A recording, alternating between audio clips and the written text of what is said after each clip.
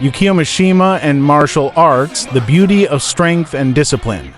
Yukio Mishima was one of Japan's most enigmatic literary figures, celebrated for novels like Confessions of a Mask and The Temple of the Golden Pavilion. Yet, in his later years, he became just as famous for his obsession with bodybuilding, Bushido, and the concept of physical beauty as a form of moral and existential truth. In Mishima's worldview, intellectualism without the body was incomplete. He once wrote, "A spiritual life that forsakes the flesh is like an opera without music." This belief led him to transform his frail physique into a statue of disciplined strength, almost sculpting himself into a living ideal. The body as a temple of discipline.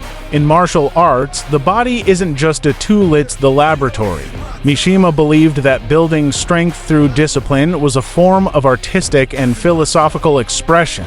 Just like in BJJ or Judo, repetition creates mastery, and mastery reveals truth. Mishima viewed his training almost as a samurai would, a means of purify the self and asserting control over one's destiny.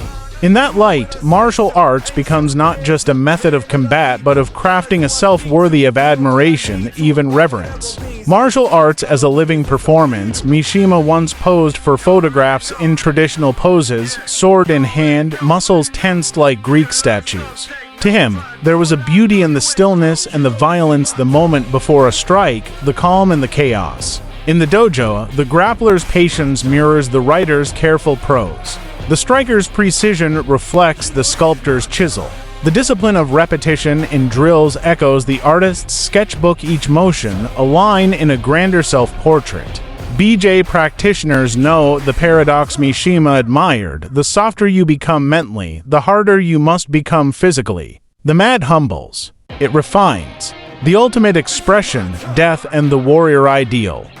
Mishima's controversial seppuku in 1970 was his final, brutal attempt to live out his philosophy. While few would follow that path, martial artists can still understand the depth of his conviction, to live and die by one's code, to embody principle to the point of sacrifice. In BJJ or Judo, we tap before injury, but we always dance on the edge of limits. The respect for life and death is encoded in the way we train, fierce but mindful, technical but passionate. Conclusion: Mishima teaches us that strength isn't just about brute force, it's a cultivation of self. Through martial arts, we don't just train the body, we sculpt a vision. We live with rhythm, we breathe with purpose. For Mishima, training was more than fitness, it was resistance through elegance. That's a message every martial artist can resonate with. If you see your training as more than sweat, if you see it as an art form, a ritual, a rebellion, then the Martial Labs is your dojo beyond the mats. Like, share, and subscribe. Train the body, fuel the mind.